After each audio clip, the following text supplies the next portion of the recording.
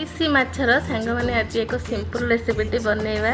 इलिशी माछर तेल झाल ए बहुत ही कम परिमाण रे मसला यूज हुए किंतु सांग मैंने खाइबा बहुत ही स्वादिया लगे।